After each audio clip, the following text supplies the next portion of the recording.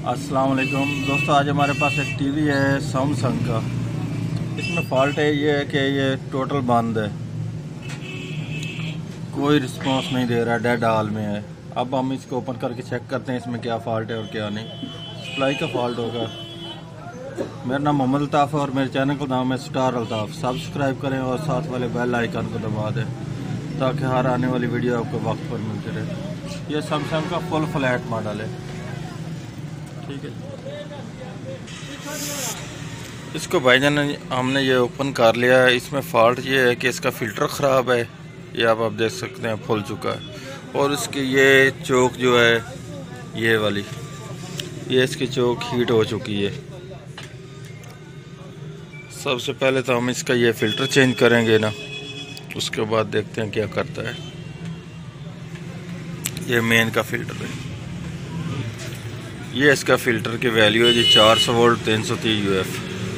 ये अब हम इसका चेंज करेंगे। ये अब इसकी सूरत हाल देख सकते हैं। ये हमने यहाँ से निकाल लिया है, इस जगह से।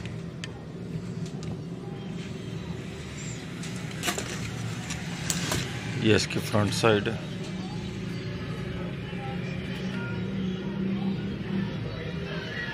अब हम इसके और लगाएंगे। अब हम इसमें ये लगा रहे हैं 450 वोल्ट 220 UF मेन फ़िल्टर, इस जगह पे लगाएंगे। इस कैपेसिटर के लगाने में सबसे जो अहम चीज़ होती है वो ये होती है कि इसका नेगेटिव और पॉजिटिव देख कर लगाना।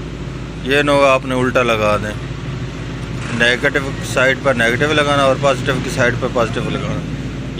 ये जो इसकी लकीर है ना, ये नेगेटिव को ज़ाहिर करती है, ठीक है जी। बाकी फ़िल्टर में कहीं भी नहीं होगी, ये आप देख सकते हैं, लेकिन ये एक साइड पे होगी। और इस साइड के ये पॉइंट भी है, नज़र आ रहा है, ये नेगेटिव का पॉइंट है। इस चीज़ का ख़ास ख्याल करना। हमने इसका फ़िल्टर लगा दिया, लेकिन हमने इसके पावर स्विच ऑन किया, लेकिन इसका स्विच ऑन होने के बावजूद लेकिन सप्लाई ने वोल्टेज नहीं दी है। 110 वोल्ट जो इसने देने थे वो इसने नहीं दिए, ठीक है जी। अब हम इसके बेहतर चेक करने के लिए हमें यह करना चाहिए, हमारा जो 110 वोल्ट वाला पॉइंट होगा ना, उसको रेक्टिफायर के आगे से हम उसको जो कैपेसिटर और रेक्टिफायर के आगे हिस्सा होगा ना, जो फ्लाई बैग में जाएगा, उससे हम उस जगह से हम इसको काट देंगे। जो सेफ्टी होगी या जंपर होगा उसको हम ओपन कर लेंगे। उसको ओपन करने से ये फ़ायदा होगा हमारे मालूम हो जाएगा क्या हमारे सेट में आगे फॉल्ट तो नहीं है। अगर आगे फॉल्ट हो तो फिर भी ये सप्लाई ऑन नहीं होने देता, और अगर सप्लाई में फॉल्ट हो तो फिर भी नहीं ऑन होता। इसलिए हमने सबसे बेस्ट जो पहले काम करना है वो यही करना है कि 110 वाला जो फ़िल्टर रेक्टिफायर है उसके वोल्टेज काट दे, ओपन कर लें। इसके अब हम इसमें चेक करते हैं इसके 110 वाले कौन सा पॉइंट है। ये 110 इसका 110 वाला पॉइंट जो वो ये वाला है, ये आप देख सकते हैं।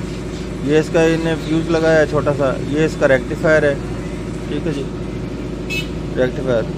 ये आगे ये इसका 110 वाला इन्हें फ़िल्टर लगाया है, ये आगे फ्यूज़ लगाया है, ये जंपर लगाया है, ये आगे होकर इसमें ये फ्लाई बैग में जा रहा है, ठीक है जी। ये मैंने आपको सर्किट तौर पर चेक करा दिया। अब हम इसका ये जो सेंटर में आ रहा है ना, फ्यूज़ आ रहा है या जो जंपर आ रहा है, इसको हम एक साइड के ओपन कर देंगे ताकि हमारे इस फ़िल्टर पे 110 वोल्ट आ जाएंगे। हमें मालूम होगा क्या हमारी सप्लाई में फॉल्ट था या आगे फॉल्ट था। ये हम सबसे पहले ये काम करेंगे। अब हमने इसको चेक किया, लेकिन अब भी हमारी सप्लाई ऑन नहीं हो रही, ठीक है। अब हम इसमें चेक करते हैं आगे क्या फॉल्ट है। इसका ये जंपर तो हमने ओपन कर दिया है, ये अब आप देख सकते हैं, ठीक है, लेकिन इसके बावजूद हमारी सप्लाई ऑन नहीं हुई।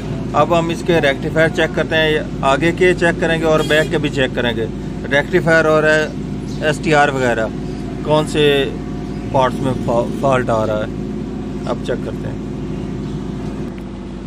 अब हमने इसके रेक्टिफायर जो 110 वोल्ट वाला है ना, वो मैंने चेक किया, लेकिन वो शॉर्ट मालूम हो रहा है। लेकिन आप ये देख लें, बज़र पे मैंने लगाया है और ये शॉर्ट शो कर रहा है। और इधर भी आप देख सकते हैं, ये इसके 2 पिन हैं। ठीक है जी। अब मैं इसको निकाल कर चेक करता हूँ क्या यही फॉल्ट है या कोई और है।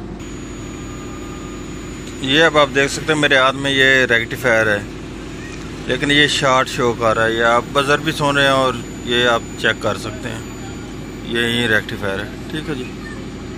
इसका ये रेक्टिफायर ख़राब है, अब हम इसमें और लगाएंगे। ये अब आप देख सकते हैं मैंने इस जगह से ये रेक्टिफायर निकाला है। ठीक है जी। ये इसकी बैक साइड है और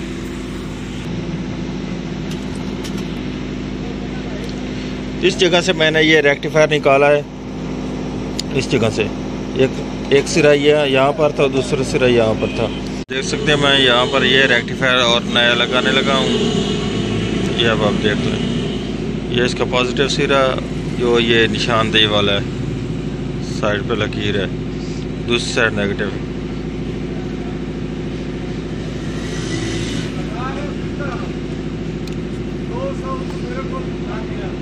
ये अब मैंने इसमें लगा दिया है।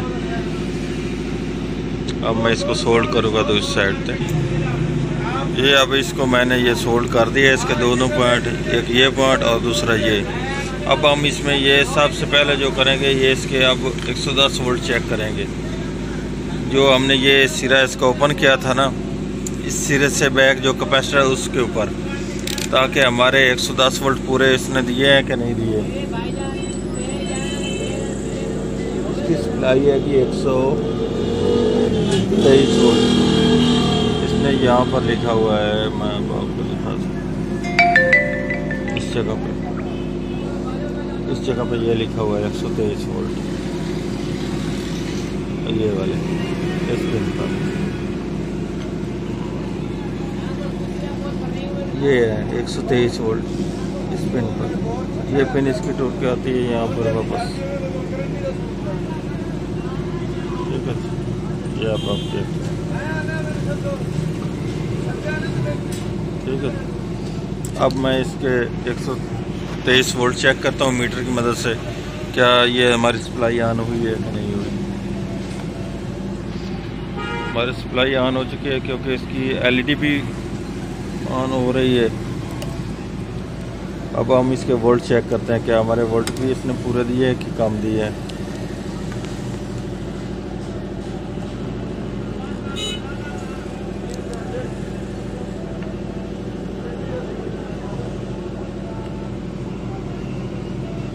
इसने अब वोल्टेज दे दिए हैं, बिल्कुल ठीक वोल्टेज दे रहे हैं। अब हम इसको आगे इसका जो ये ओपन किया था जंपर, अब हम ये इसको लगा देंगे, तब हमारा टीवी ऑन होगा। अब मैं आपको मीटर पे वोल्ट इसके चेक कराता हूँ।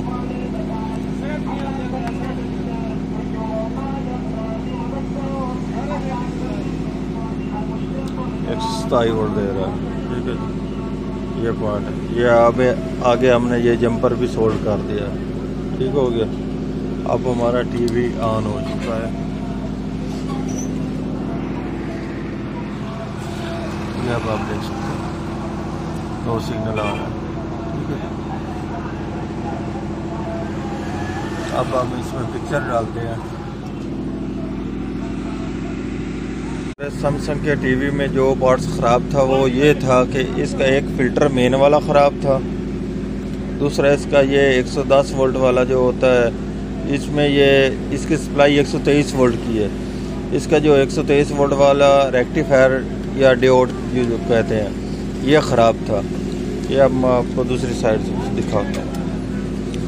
ये इसका फ़िल्टर है, मेन कैपेसिटर, और ये वाला इसका रेक्टिफायर। इसमें ये 2 चीज़ ख़राब थी, जिसकी बिना पर हमारी सप्लाई नहीं ऑन हो रही थी, मुकम्मल टीवी बंद था। अब मैं इसको फ्रंट से भी आपको दिखाता हूँ।